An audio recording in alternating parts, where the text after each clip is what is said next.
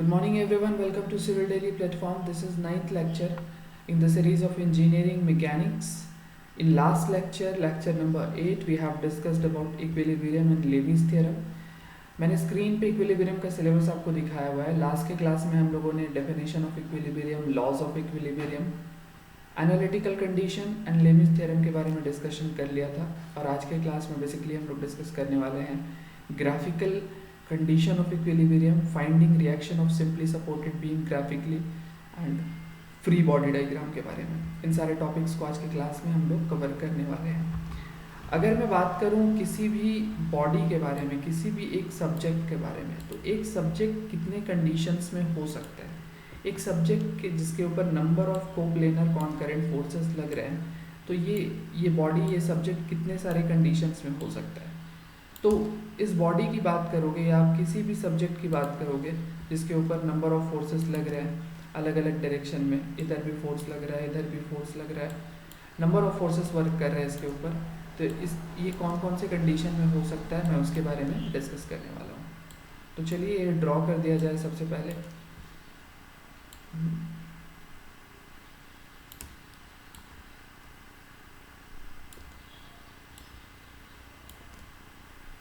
तो मैंने एक रफ डायग्राम बनाया आपके स्क्रीन पे जहाँ पे मैं नंबर ऑफ फोर्सेस को दिखा रहा हूँ कि एक बॉडी के ऊपर फोर्सेस लग रहे हैं, तो ये बॉडी किस किस कंडीशन में एग्जिस्ट कर सकती है. तो सबसे पहला कंडीशन ये है कि आपकी बॉडी में एक मूवमेंट हो, एक डायरेक्शन में आपकी बॉडी मूव करे, है ना. सबसे पहली कंडीशन क्या हो सकती है कि आपकी बॉडी का एक डायरेक्शन में मूवमेंट हो, ठीक है. दूसरा कंडीशन क्या हो सकता है कि आपकी बॉडी रोटेट करे किसी एक पॉइंट के अबाउट. तीसरा कंडीशन क्या हो सकता है, बॉडी मूव भी करे और इसके साथ साथ रोटेट भी करे. And what about the fourth condition, body में ना ही कोई मूवमेंट होगा और ना ही कोई रोटेशन होगा. तो इसको हम लोग क्या बोलते हैं, इसको हम लोग बोलते हैं कि बॉडी कंप्लीटली रेस्ट में है. और जब आपकी ये कंडीशन फुलफिल होती है ना, फोर्थ वाली कंडीशन, जहाँ पे किसी भी तरह का मूवमेंट भी ना हो और किसी भी तरह का रोटेशन ना हो, तो उसको हम लोग इक्विलिब्रियम कंडीशन बोलते हैं. That is basically known as equilibrium. अगर मैं इक्विलिब्रियम की इक्वेशन की बात करूं तो इक्वेशन आपके स्क्रीन पे है, आप देख सकते हो. This is basically equation for equilibrium condition.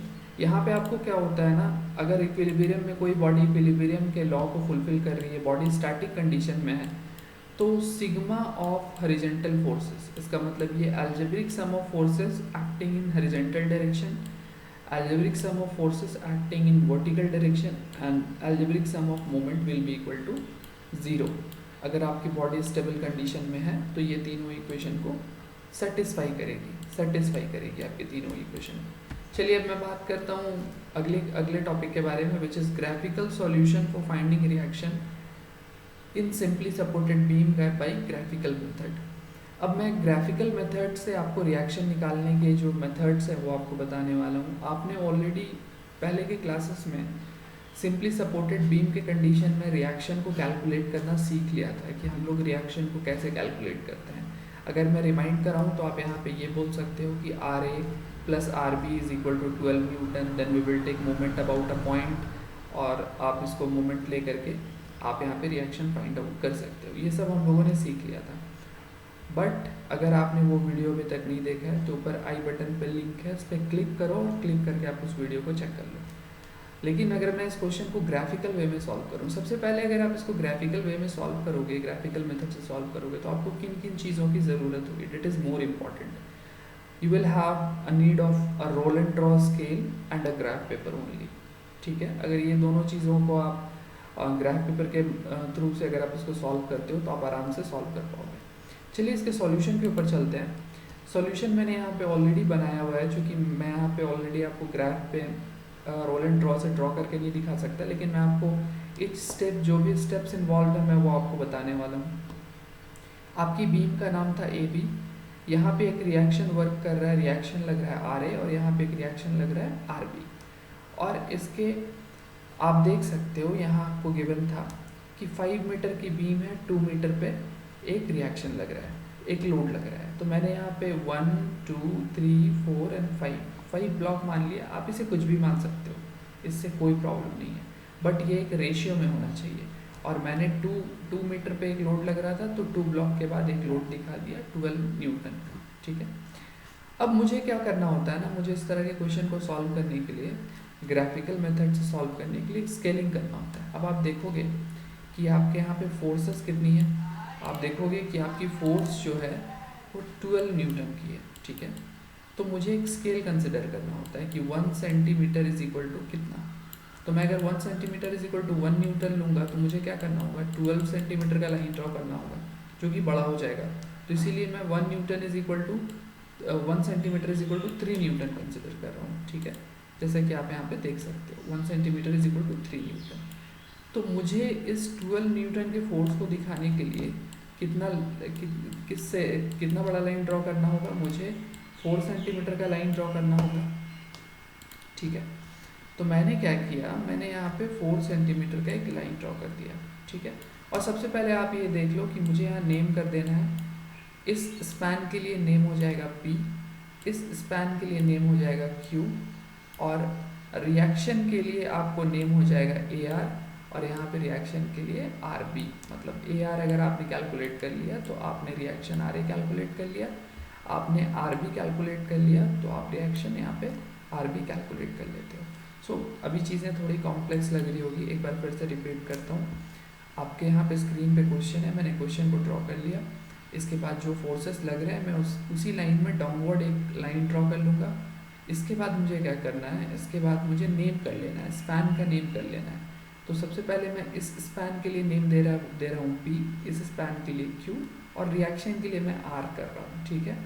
Total forces है 12 न्यूटन का, 1 centimetre is equal to 3 newton है, इसीलिए मुझे यहाँ पे डिवाइडेड बाई 3 है जब आप करोगे तो मुझे ये आएगा 4 सेंटीमीटर का लाइन ड्रॉ करना है।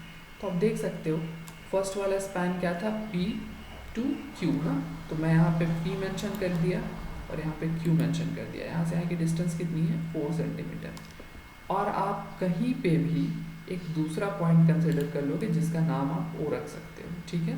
ये पॉइंट कहाँ होना चाहिए, ये पॉइंट इस स्पैन के बीच में होना चाहिए। ये 4 सेंटीमीटर का है, इसका मिडिल कहाँ होगा, 2 सेंटीमीटर में। तो मैंने इसके मिडिल में कुछ मैग्नीट्यूड के बाद मैंने एक पॉइंट कंसिडर कर लिया जिसका नाम है O, ठीक है। अब आपको क्या करना है, आपको यहाँ पे लाइन ड्रॉ करना है P से लेकर के O तक, Q से लेकर के O तक। तो आपने PO और QO ड्रॉ कर लिया, ठीक है। अब आपको क्या करना है, रोल एंड ड्रॉ के हेल्प से, आपने अगर रोल एंड ड्रॉ यूज़ किया होगा तो आपको इस लाइन को और आपको इस लाइन को ट्रांसफ़र करना है, कहाँ पे, यहाँ पे, और ये वाले लाइन को ट्रांसफ़र करना है यहाँ पे, सेम एंगल में पैरेलली ट्रांसफ़र करना है, ठीक है। आपको ध्यान रखना है। मुझे क्या करना है, मैं फिर से बता रहा हूँ, आपने यहाँ जो लाइन लिया है इसी लाइन को आपको पैरेलली उठा करके यहाँ ट्रांसफ़र कर देना है, ठीक है।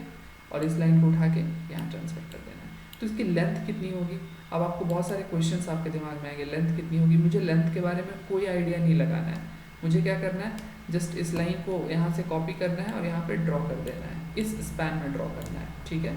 और ये वाला लाइन अगर मैं पिक करूँगा तो मुझे इस स्पैन में ड्रॉ कर देना है। जब आप ये दोनों को ड्रॉ करते हो ना, तो आपकी जो दोनों एंड है, आप यहाँ देख सकते हो, एक एंड ये मिली आपको और लास्ट वाली एंड ये मिली। आप जब ये दोनों एंड को आपको किससे मिलाना है, आपको डैश लाइन से मिला देना है। जब आप इसको डैश लाइन से मिला देते हो और वापस से इस लाइन को कहाँ ला के कॉपी कर देना है, वापस से इस लाइन को आपको यहाँ पे पैरेलली ड्रॉ कर देना है, ठीक है। रोल एंड ड्रॉ की हेल्प से आप रोल एंड ड्रॉ को यहाँ सेटअप करोगे और सेटअप करके लाने के बाद यहाँ पे आप ड्रॉ कर दोगे। तो ये जिस पॉइंट पे मीट करेगा ना, उस पॉइंट का नाम हम लोग क्या देते हैं, उस पॉइंट का नाम R देते हैं, ठीक है। और अब ये R पॉइंट ही डिसीजन मेकर है, यही आपको बताता है कि आपकी मैग्नीट्यूड कितनी है, रिएक्शन की मैग्नीट्यूड कितनी है।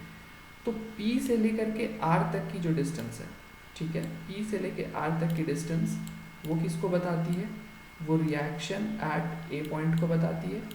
और R से लेकर के Q तक की जो डिस्टेंस है वो किसको बताती है, रिएक्शन एट B को बताती है। तो जब आप इस डिस्टेंस को मेज़र करोगे तो पहला डिस्टेंस कितना आता है, इट इज़ 2.4 सेंटीमीटर, और दूसरा वाला डिस्टेंस आता है 1.6 सेंटीमीटर। अब आपने माना हुआ है कि रिएक्शन एट A कितना है, RA is equal to 2.4 into 3, चूँकि आपने क्या माना था 1 centimetre is equal to 3 newton है।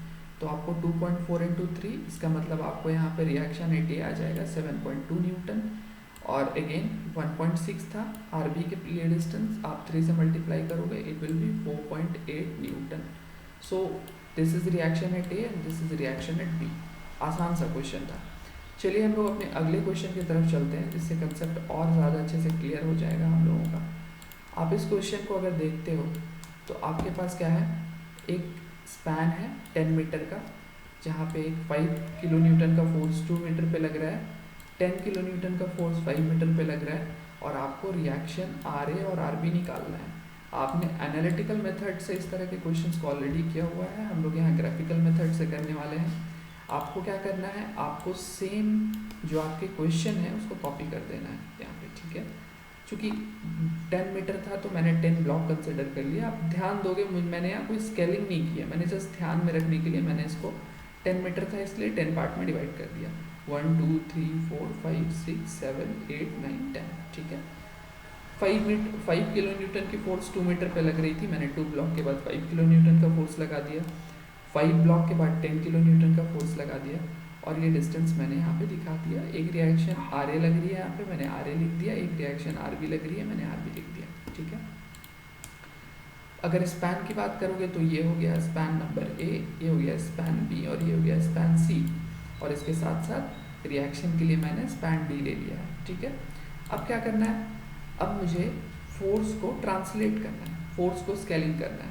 ये कितने की फोर्स है, 5 की, और ये कितने की है, 10 की। मैंने क्या माना है, मैंने माना है 1 centimetre is equal to 2.5 kilo newton, ठीक है।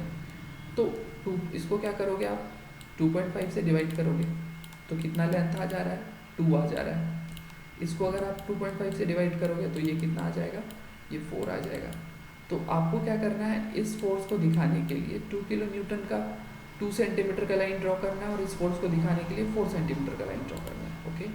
तो चलिए सबसे पहले हम लोग 2 सेंटीमीटर का लाइन ड्रॉ करते हैं। नाम क्या देना है मुझे, ए देना है यहाँ पे टॉप एंड में, चूँकि ए स्पैन के लिए ड्रॉ किया जा रहा है। इसके बाद आप क्या करोगे, 10 किलो न्यूटन के लिए आप स्टार्ट करोगे तो 4 सेंटीमीटर का लाइन ड्रॉ करोगे, यहाँ नाम दोगे B, and your last span is C, तो मैंने यहाँ सी नेम कर दिया। अब आप इस पूरे स्पैन में कहीं भी आपकी मिड पॉइंट कौन सी है, ये है, इस मिड पॉइंट से किसी भी डिस्टेंस में आप एक पॉइंट कंसिडर करोगे जिसका नाम दोगे आप ओ, ठीक है। मैंने इतना कर लिया, और इस ओ से आप सारे के सारे लाइंस को मिला दोगे, ठीक है। ये रेड वाले लाइन को छोड़ के मैं बात कर रहा हूँ, सारे ब्लैक वाले लाइन को मिला दोगे। अब आपको क्या करना है, अब आपको तो कुछ करना नहीं है, आपके सारे के सारे काम हो गए। आपको यहाँ पे इस लाइन को डाउनवर्ड ड्रॉ करना है, इस लाइन को भी डाउनवर्ड ड्रॉ करना है, और आपकी ये जो लाइन है, इस लाइन को यहाँ पे आपको कॉपी कर देना है, ठीक है। तो ये लाइन कहाँ पे स्ट्राइक कर रही है, इस पॉइंट पे, इसका मतलब ये कि आपने इतना बड़ा लाइन ड्रॉ कर दिया, ठीक है। इसके बाद आप नेक्स्ट वाले स्पैन बी के लिए आप ड्रॉ करोगे, तो बी के लिए भी मैंने क्या किया, मैंने इस लाइन को ड्रॉ कर दिया जो कि यहाँ पे कट कर दे रही है इस स्पैन को, तो ये मेरा सेकेंड वाला लेंथ हो गया, ठीक है। अगर आप थर्ड स्पैन की बात करोगे सी स्पैन के लिए, तो सी के लिए मैंने इसको यहाँ पे कॉपी कर दिया, और चूँकि यहाँ पे स्ट्राइक कर रहा है तो मेरी लेंथ यहाँ से यहाँ तक हो गई। तो आप ये बोल सकते हो कि मैंने इस आपको जो यहाँ पे आपकी जो लाइंस है, मैंने इस लाइंस को ड्रॉ किया तो मुझे ये शेप मिला, ठीक है। अब आप दोनों की एंड को अगर आप डैश लाइन से मिलाते हो, ठीक है, और इस डैश लाइन को आप कॉपी कर देते हो यहाँ पे, तो ये कहीं ना कहीं इसको स्ट्राइक करेगी, कहीं ना कहीं इसको कट करेगी। जहाँ पे कट करेगी उस पॉइंट को हम लोग क्या करेंगे, मेज़र कर लेंगे। So it is 3.6 centimetre and it is 2.4 centimetre, and you have considered 3.6 1 centimetre is equal to 2.5 kilo newton ना। तो आपको क्या करना है, 3.6 इंटू 2.5 करना है, it will be 9 kilo newton. 2.4 into 2.5 करना है, it will be 6 kilo newton. तो हम लोगों ने क्या किया, हम लोगों ने reaction at A and reaction at B हम लोगों ने फाइंड कर लिया। It was all about graphical method. हमने 2 क्वेश्चन किया है। आप जितने भी क्वेश्चन को उठा चाहोगे टिक कर सकते हो, उस क्वेश्चन को सॉल्व कर सकते हो। जितने ज़्यादा क्वेश्चन आप सॉल्व करोगे उतने ज़्यादा आपके कमांड जो है वो और क्लियर होंगे और अच्छे से आप बना पाओगे। And if you have any doubt regarding any of the question, right down in the comment box. We have already solved simply supported B. 2 questions we have covered by this graphical method. So आपको यहाँ पे number of questions solve करना है। अब मैं अगर free body diagram के बारे में बात करूं, अब free body diagram is a representation of an object with all the forces acts on it, the external environment, other object and floor on which the object site, as well as forces that the object exert on other are omitted in free body diagram. तो चलिए free body diagram तो बाद में बनाते हैं, सबसे पहले एक बॉडी डायग्राम बना लेते हैं। मान के चलें कि आपकी एक बॉडी है, आपके स्क्रीन पे दिख रही है, जो जैसी बॉडी इसी तरीके की आपकी एक बॉडी है, ठीक है। और इस बॉडी का अपना एक वेट है, कितने का वेट है, 5 किलो न्यूटन का वेट है, ठीक है। कहाँ लग रहा है, डाउनवर्ड डायरेक्शन में लग रहा है, ठीक है। अब आप जानते हो न्यूटन थर्ड लॉ से कि every action has its reaction, equal and opposite reaction. तो यहाँ पे 5 किलो न्यूटन का एक अपवर्ड फोर्स लगेगा, ठीक है। और अगर मैं बोलूँ कि आप यहाँ पे इसे इस तरफ इस डायरेक्शन में खींच रहे हो 10 किलो न्यूटन के फोर्स से, तो आपको यहाँ पे क्या करना होगा, आप यहाँ देख सकते हो कि एक फ्रिक्शनल फोर्स भी पीछे के डायरेक्शन में लगने वाला है, जिसकी वैल्यू क्या होती है, म्यू इंटू एन, जो कि हम लोग अभी आगे पढ़ेंगे। तो आप जब किसी भी बॉडी पर लगने वाले सारे फोर्सेस को रिप्रेजेंट करते हो ना, तो उस बॉडी के डायग्राम को हम लोग क्या बोलते हैं, फ्री बॉडी डायग्राम बोलते हैं, ठीक है। डेफिनेशन आपने देख लिया। एक और एग्जाम्पल मैं आपको लेके बता देता हूँ। जैसे कि आपकी एक ऑब्जेक्ट है जो कि इस तरह के स्लाइडिंग कंडीशन में रखी हुई है, इस बॉडी का एक वेट डाउनवर्ड वर्क कर रहा है, एक रिएक्शन वर्टिकल डायरेक्शन में लगेगा, एक स्लाइडिंग फोर्स इस डायरेक्शन में लग रहा है, एंड एक फोर्स जो है वो फ्रिक्शन का इस डायरेक्शन में लगेगा। So the number of forces, the total number of forces which acts on a body when it is in equilibrium condition, in static condition, the representation of those forces is known as free body diagram. So it was all about free body diagram. हम लोगों ने graphical method आज की class में देखा, और इसके साथ साथ हम लोगों ने कंडीशन देखा कि किसी भी बॉडी के इक्विलिब्रियम में होने के लिए कौन कौन से कंडीशन सेटिस्फाइड होने चाहिए। कल की क्लास में हम लोग बात करेंगे अपने टाइप्स ऑफ बीम्स के बारे में, यूवीएल क्या होती है उसके बारे में, यूडीएल क्या होती है उसके बारे में, और पॉइंट लोड क्या होती है इसके बारे में। इसके साथ साथ कल के क्लास में हम लोग नंबर ऑफ क्वेश्चंस जो है आपके अलग अलग टाइप्स के बीम्स के ऊपर सॉल्व करेंगे। तो आज की क्लास के लिए इतना ही। आपको किसी भी तरह का डाउट होता है then please write down in the comment box, and if you like the video share, subscribe and press the bell icon for notification purpose. Thank you.